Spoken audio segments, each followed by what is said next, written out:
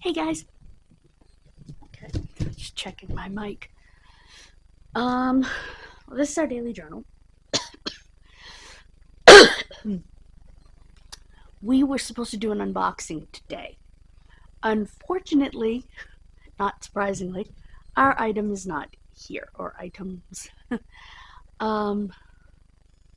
Because of course not. This is the U.S. Postal Service we're talking about. I'll fix this real quick. Now that they're doing that.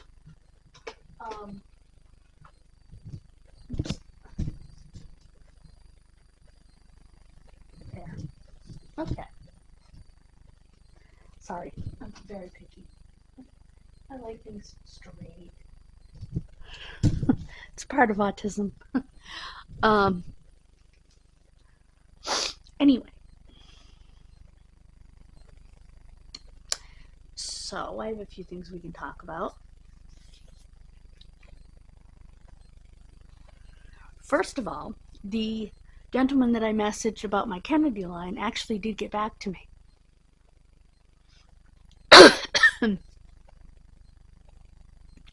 He's got some errors, and he recognizes that. I think he looked at my tree and realized he may have the right name but the wrong people, you know?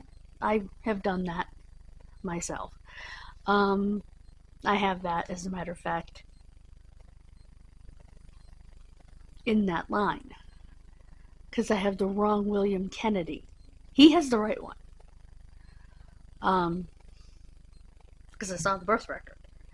But he's got a couple of issues. He's got Margaret Forbes dying in the U.S. That didn't happen. He's got her as a Civil War widow. Also didn't happen.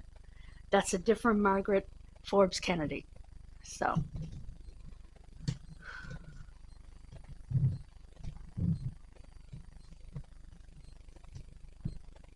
She actually remarried after Robert Kennedy died. Anyway.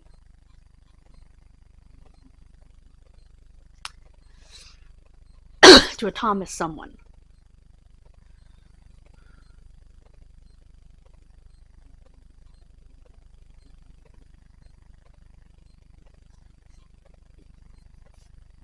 I'm gonna have to look at my tree, but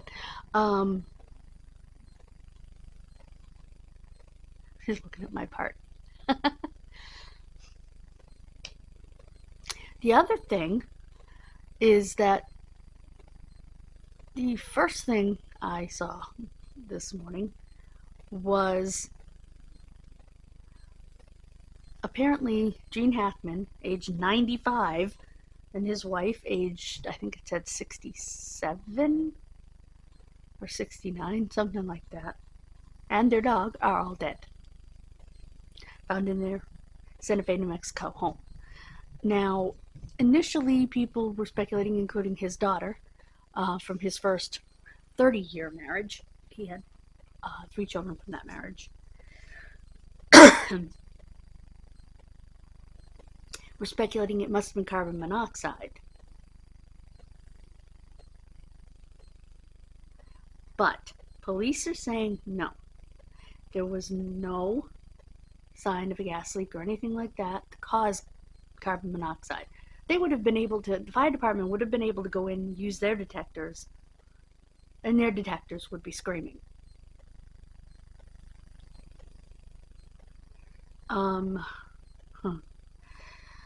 And police said, besides that, there were pills strewn around. Now,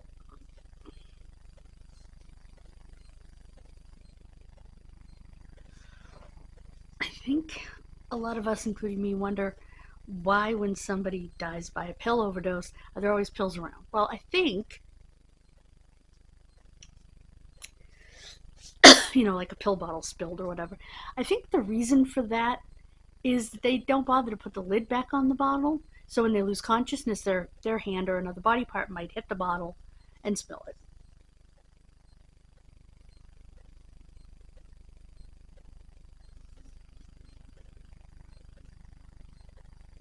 and the dog thinking its treats may have eaten it. Because it would take a lot of effort to get a dog to take a bunch of pills. Because you have to push down every pill. With a cat, in order to give a cat a pill, you literally have to use, it's a little pill shooter. You put the pill in the end of it, you put it in the cat's mouth, you press the end like a syringe, and it pops it down the cat's throat. Otherwise, you're not getting a cat to swallow a pill. They have no understanding of what you're doing.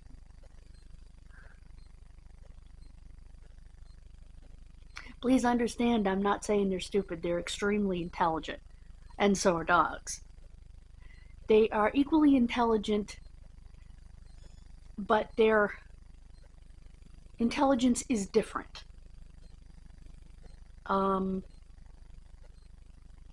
It's like two people that may have equal intelligence, but one excels in one area and one excels in a different area that maybe, one excels in one area that the other one doesn't, and the other one excels in an area that the other one doesn't.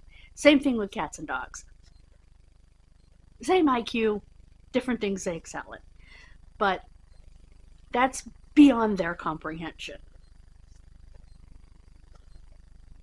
With a dog, you could give them, they have little pill treats that you can stick a pill in and give it to them, stick it in peanut butter, give it to them. They'll swallow it.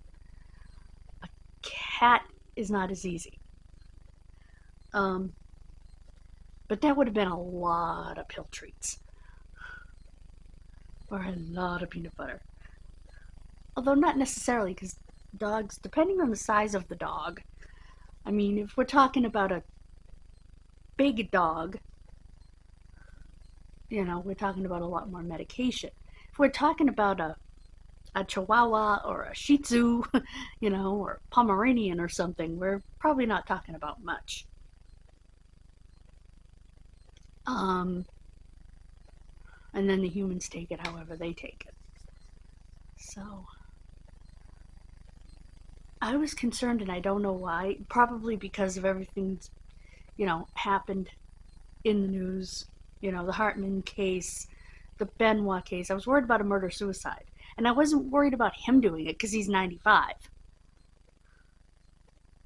I was worried about, because she's so much younger, her doing it because she didn't want, she didn't want to leave him at that age.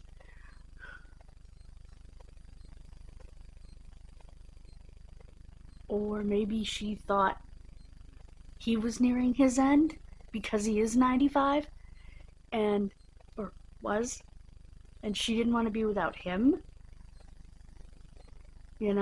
Those were my thoughts.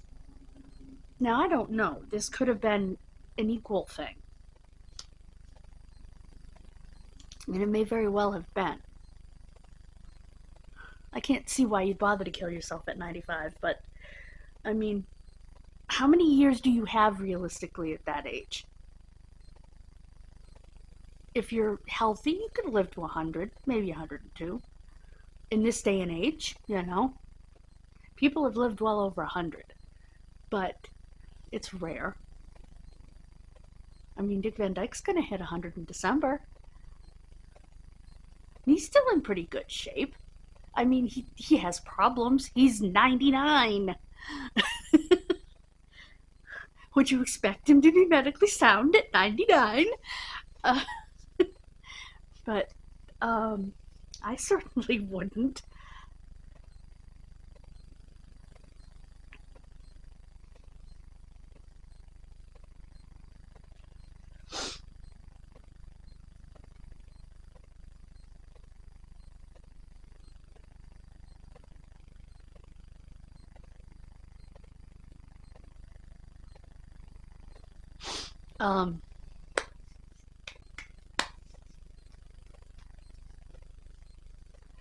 So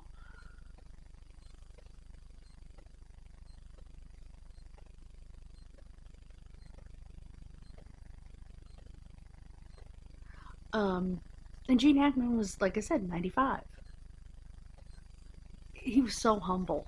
You know, reading the things about him and stuff, he just wasn't.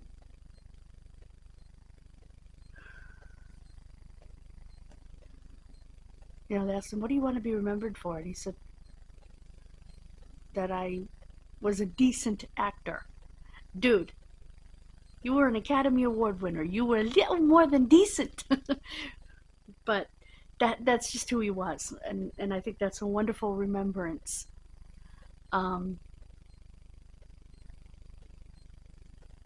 Of an incredible star who shone brightly but humbly. And I don't know that he thought, maybe they did do it together and he just thought, it's no big deal.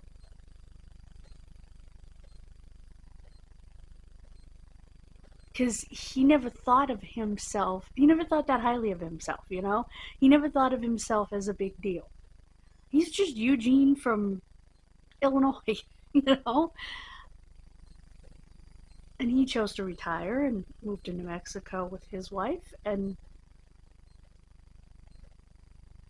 I think he assumed he was forgotten about or whatever, you know? Because people who are that humble, who have that much talent, that many gifts, but are that humble, don't think anybody's going to bother to remember him. You know what I mean? He said the reason he became an actor, and a halfway decent one, his words, was because his father walked out on the family and went to him. And he got that subtle, he went like to him, and he was just a little boy. He said, I got that subtle body language thing. And it made me a sensitive person, but it made him able to connect with characters, to become the character, you know? And he said, I wouldn't have become an actor without that gesture. You know, he never forgot that gesture either. So I think that's interesting. The whole thing is sad.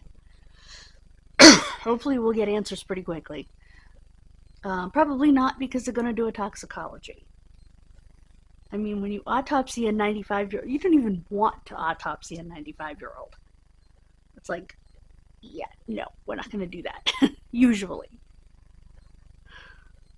Because, I mean, chances are at 95, he's got some serious atherosclerosis.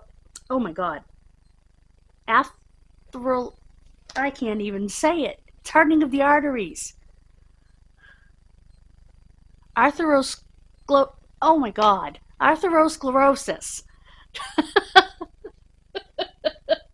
It's hardening of the arteries. He's 95. So he's going to have that. He's probably going to have some narrowing of some, you know, pretty important vessels in his heart.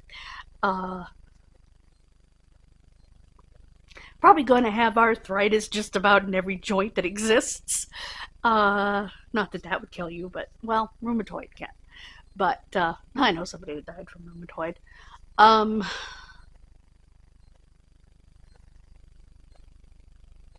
Trying to think. And she died young, in her 50s. Because rheumatoid arthritis is an autoimmune disease that not only attacks the joints, primarily attacks the joints, it also can attack organs. And that's the thing with lupus. It's very similar to rheumatoid arthritis. In that the joints are attacked in lupus. But it can also attack organs. And that's when it becomes a deadly situation. It's not a fun situation to begin with, but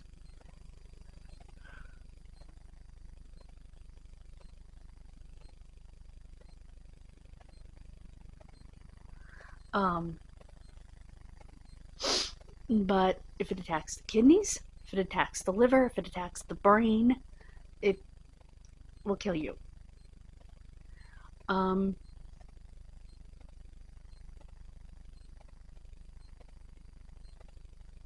in fact, there is a movie with Brooke Shields and another woman. It was a true story, actually. I can't remember the name of it now, but it was a TV movie. Brooke Shields and her partner were both women. They had a child, and but the partner was the one that actually delivered the child, so it was her child, but it was their child, and they raised the child together, and there was a big court battle because they wanted. It's weird. In the lens, I see just my eyeball. Yet on the screen, I see my whole face. That is so weird. Anyway, so they went through a whole court battle because the dead woman's parents wanted the child. But neither side of parents necessarily approved of them being lesbian. But the point there is that the partner died of lupus because it went to her brain, which is very rare. And it caused her to be all kinds of strange. And it took her life pretty quickly because it went to her brain. I met a lady, much more common, who had lupus and it had attacked her kidneys. And she did pass. I still have a little, matter of fact, when I did the jewelry the other day, I didn't end up filming. I did film it, but I didn't end up putting it out because I felt it was boring. I have a little puzzle. It's got like almost a paper back, cardboard back, and it's got a plastic top. I think it's Marvin the Martian inside of it. And it's one of those puzzles that has a marble, and you do this, and you have to get the marble from one end to the other. Only like a miniature, well, not really a marble, actually. It's not a marble. It's a little metal ball bearing, a tiny, tiny one that you have to get from one end of the puzzle to the other, that she gave me. She was actually in the hospital in the same room with our landlady at the first place we lived in Manchog when she had her heart attack. They were in the same room. And she was such a sweet girl, so young. And I just remember praying so hard for her on the way home. I think he didn't want her to suffer here. And he knew that in my heart I wouldn't want that either. So, anyway, that was an interesting daily journal. But that's important to me.